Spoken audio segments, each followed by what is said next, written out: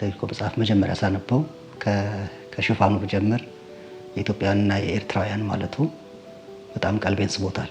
ብዙ ኢትዮጵያውያንና ብዙ ኤርትራውያን የሆኑ የወንጌል አርበኞችን አካቶ ስለያዘ በአይነቱም ደግሞ ምናልባት የመጀመሪያ ይመስል ስለሆነ ይሄ በጣም ውስጤን ስቦታል። ሌላኛው በጣም ደግሞ ውስጤን የነካው ነገር ያዳረሰበት የጄኔሬሽን ጊዜ ደግሞ ኦልሞስት በጣም ረጅም ዓመታት በጣም እንደው ቅርብ እንኳን ልናደርገው ብንሞክር 17 ክፍለ ዘመኖች ጀምሮ ያሉትን በሙሉ ሲዳስስ ስለነበረ እስከ ቅርብ ያሉትን ነገሮች ስለነካ እሱም እንደዚሁ በጣም ውስጤን ነክቶታል። በጣም ውስጡ ደግሞ ያሉ ሰዎች ደግሞ የሚያደርጓቸው ያለፉባቸው የህይወት መንገዶች በኢትዮጵያኖች ውስጥ እንዳሉ ማየቴም በጣም ውስጤን ነክቶታል። ምናልባት እኔ በሚሽን ትምህርት ውስጥ እያሳለፍኩ ስለነበረ ብዙዎቹን በውጭ ያሉ ሚስዮናሪዎችን ታሪክ የማንበብ እድል አለኝና የባለቤትነት ስሜት እንዲሰማኝም አድርጎኛል መጽሐፍ። እንግዲህ ከተልእኮ መጽሐፍ ውስጥ ብዙዎቹ ልብ ይነካሉ። እውነት ለመምረጥ በጣም ግዴታ ስለሆነና አንድ ሰው ብቻ መምረጥ ስለሆነ እንጂ ብዙዎቹ ውስጥ ይነካሉ። አንዱ መምረጥ አለብህ ከተባልኩ ግን አባባ ወንዳሮን መምረጥ ደስ ይለኛል። ከአንዲት የገጠር አውራጃ ላይ ሁምቦ የምትባል ወረዳ ላይ የተነሱ ሰው እንደሆኑ አይቻለሁ። ከአኗኗር ደረጃ አኗኗራቸው የገጠር ሰው ናቸው። ለመረጃ በጣም የራቁ ሰው ናቸው። በትምህርት ደረጃ ብንላቸው በትምህርት ደረጃቸውን በጣም ዝቅተኛ ናቸው። የመንፈሳዊ ህይወታቸውን ስንመለከት እንደዚሁ በጣም በብዙ ስራት የታሰሩ ሰው ናቸው። እኚህ ሰው ግን ዛሬ ላለችዋ የወላይታ መንደር ትልቅ አስተዋጽኦና አሻራ ያመጡ ሰው ናቸው ማለት ነው። በጣም ውስጤን የነካው ታሪካቸው የእሳቸው ነገር መነሳት ነው። በተለይ በጣም ከሚነካኝ ታሪካቸው መካከል ደግሞ የወላይተኛ ቋንቋ ያለው መጽሐፍ ቅዱስ ባለማግኘታቸው ምክንያት ለዛ የከፈሉት ዋጋ በጣም እጅግ ይገርመኛል። በየቀኑ 24 ኪሎ ሜትር መንገድ እየተጓዙ ለ6 ወራት ፊደል ቆጥረው ጨርሰዋል። እና የመጀመሪያው ነገር 24 ኪሎ ሜትር በቀን መጓዝ በጣም ይገርማል። ሁለተኛው ደግሞ እንዴት ነው አንድ ሰው በ6 ወር ውስጥ ራሱ ለዛ ነገር መብቃታቸው፣ ትልቅ ሰው ስለሆኑ ቋንቋን የመስራት የጭንቅላታቸው አቅም እየቀነሰ ይመጣል፣ የታወቀ ነው። እነዚህን ሁሉ ያላቸውን ጥማት ለእግዚአብሔር ቃል የነበራቸውን ፍላጎት በጣም ያሳያል። ሌላኛው እኔ እንስሳት ሐኪም ስለሆን ከገጠር ሰዎች ጋር የመገናኘት እድል አለኝና ብዙ ገበያዎች ይጠራሉ በገጠሮች ላይ እና የማክሰኞ ገበያ፣ የእሮብ ገበያ ይባላል፣ የሐሙስ የቅዳሜ ገበያ ይባላል እና ብዙ ገጠሮች ውስጥ የቅዳሜ ገበያ በጣም ትልቁ ገበያ ነው እና መጽሐፉ ላይ የተገለጸበት አገላለጽ ገርሞኛል። ወደ እሳቸው ሰዎች ወንጌል ለመስፋት ሲመጡ ከነዚህ ሁሉ ዋጋ ከከፈሉ በኋላ እግዚአብሔር ፍሬያማ ሲያደርጋቸው ሃርቨስቱን መሰብሰብ ሲጀምሩ ሰዎች ወደ እነሱ ሲመጡ የቅዳሜ ገበያ ይመስል ነበር ይላልና ለሕክምና በዞርኩባቸው ገጠሮች ያየኋቸውን ቅዳሜ ገበያዎች ኢማጂን እያረኩ ነበርና ምን ያህል ተጽዕኖ ያመጡ ሰው እንደነበሩ ለማየት ችያለሁ ማለት ነው። ሚሽን ላይ ብዙ መጽሐፍቶችን የማንበብ እድል አግኝቻለሁ። ብዙዎቹ ግን የሀገር ውስጥ አይደሉም። ይሄኛውን ግን ተልእኮ መጽሐፍ የሚባለውን ሳነብ በህይወቴ ላይ ያመጣው የመጀመሪያው ነገር ኢትዮጵያዊ መሆኑ ውስጤን እንዲነካው አድርጎታል። ኢትዮጵያኖችም አገልግሎታቸውን መስራት እንደሚችሉ ውስጤ ተነክቶበታል።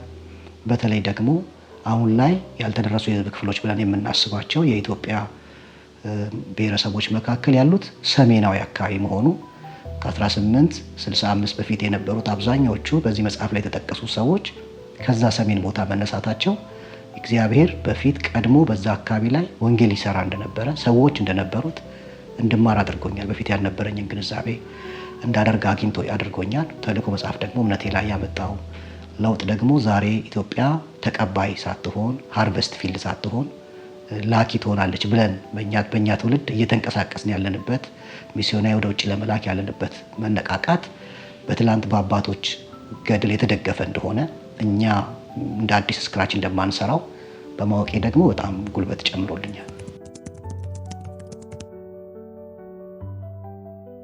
መጽሐፍ ውስጥ ከነበሩ ሰዎች መካከል የማግኘት እድል ባገኝ ላወራ የምችለው ብዬ የማስበው አናሲሞስ ነሲብን ነው። ይህም ሰው በጣም የሚገርም ታሪክ ስለነበረው ማለት ነው። የምጠይቀው ነገር በህይወቱ መጨረሻ ላይ የተጻፈ መጽሐፉ ላይ ያነበብኩት ነገር ምድሮ የእግዚአብሔርን ቃል ስም የሚለውን ጥቅስ በመቃብሩ ላይ እንዳጻፈ ስላየሁኝ ከዛም ቤት ህይወቱ በሙሉ የሚያሳየው ይህ ሰው መጽሐፍ ቅዱስ ላይ ወይም ደግሞ የእግዚአብሔር ቃል ላይ ስክሪፕቸር ላይ ያለው ትኩረት በጣም ትልቅ በመሆኑ ይሄንን ከነማን ተማርከው ብዬ መጠየቅ እፈልጋለሁ። በጣም ትልቅ ትኩረት ለእግዚአብሔር ቃል በማድረጉ ተሻጋሪ አገልግሎት ትውልድ ተሻጋሪ አገልግሎት ስለሰራ ይሄን ነገር መጠየቅ እፈልጋለሁ ብዬ አስባለሁ።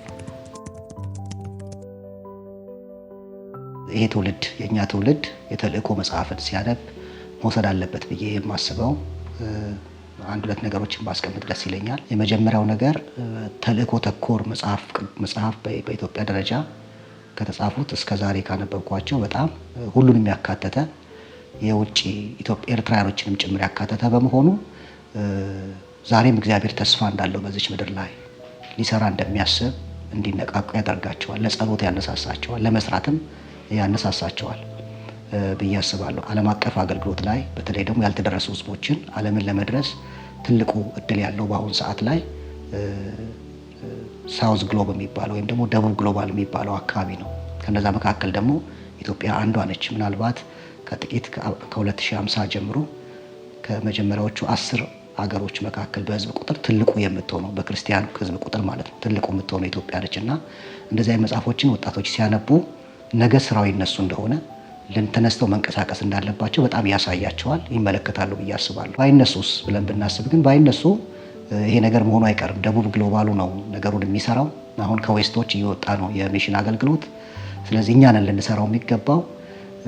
ስለዚህ ይህን እድል መጠቀም አለባቸው። እግዚአብሔር እንደዚህ አይነት እህትን እያስነሳ በእነዚህ አይነት መጽሐፎች ላይ እንዲጻፍ የሚያደርገው ጊዜው ስለደረሰና እንድንነሳ ስለሚፈልግ ነው። የቀደሙ ታሪኮችን እየቆፈሩ አመጣው እንዲያቀርቡልን የሚያደርጉት ብዬ እላለሁ። የተልእኮ መጽሐፍ ያመጣብኝ ተጽዕኖ አንዱ ትልቁ ተጽዕኖ ምንድነው?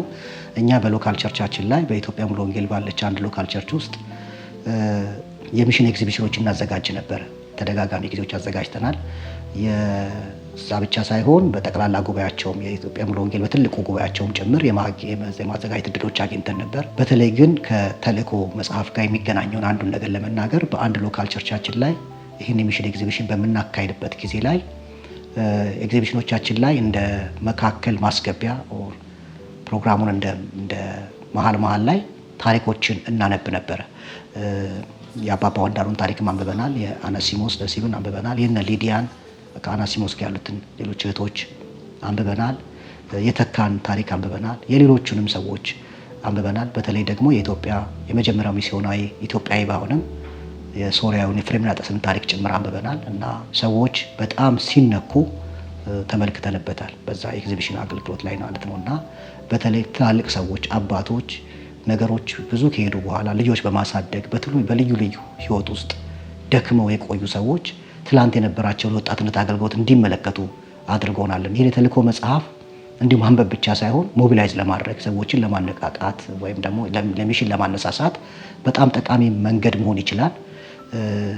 ስለዚህ በውስጤ በጣም ያየሁት ከኤግዚቢሽኑ በኋላ መጽሐፉ ዲስከሽን የሚፈጠሩለት በተለያዩ ቦታ ላይ የዲስከሽን ቦታዎች ቢዘጋጁ ጥሩ ውጤት ማምጣት ይቻላል። ከዚህ የተሻለ ነገር ለማምጣት ጠቃሚ ነው ብዬ አስባለሁ። ወጣቶች ቢነጋገሩበት፣ የቤተ ክርስቲያን መሪዎች ቢነጋገሩበት ትልቅ ውጤት ያመጣል ብዬ አስባለሁ።